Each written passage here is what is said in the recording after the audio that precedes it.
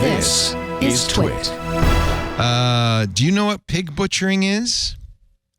Yes, it's a type of scam. You get them all the time in your text messages where somebody just says, "Hi."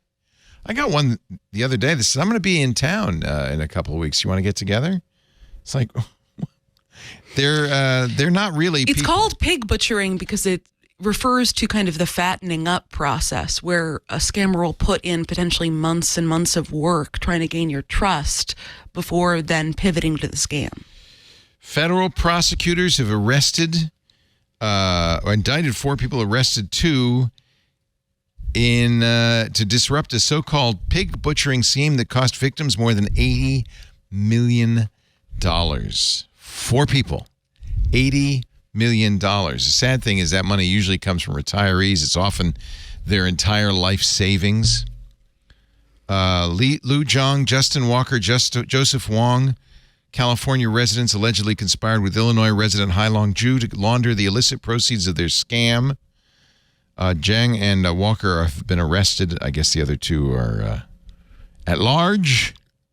It comes from the Chinese phrase "sha ju pan," cold messaging victims, building a rapport, and then a variety of scams.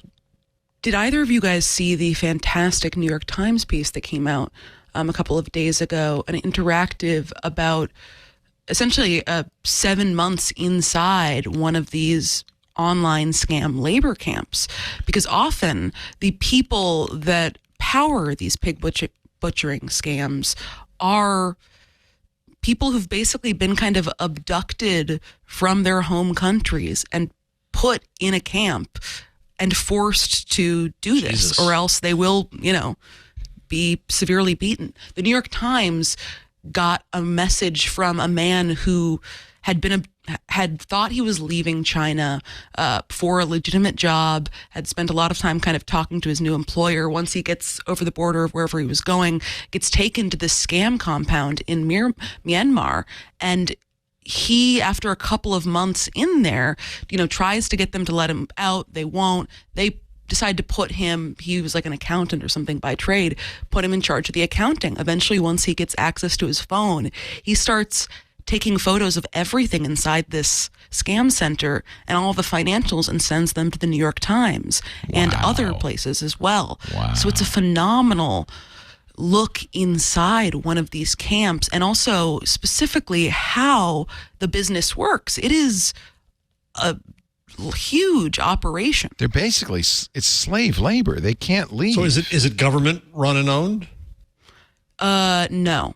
This one is kind of a camp that I believe was in a certain part of Myanmar that was by a couple of different local gangs that kind of operated as their own little government entities. Jeez. Look at all the phones they have attached to a rack, because you have to have different phone numbers and different phones.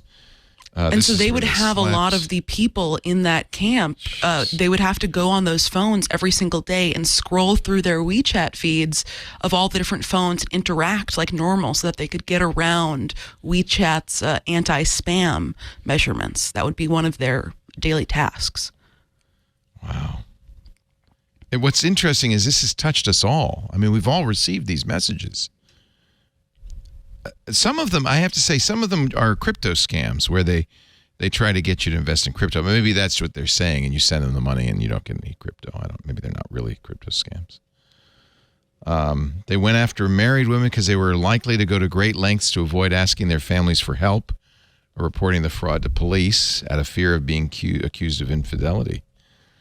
The group had taken in more than $4.4 million in 5 months from 214 victims.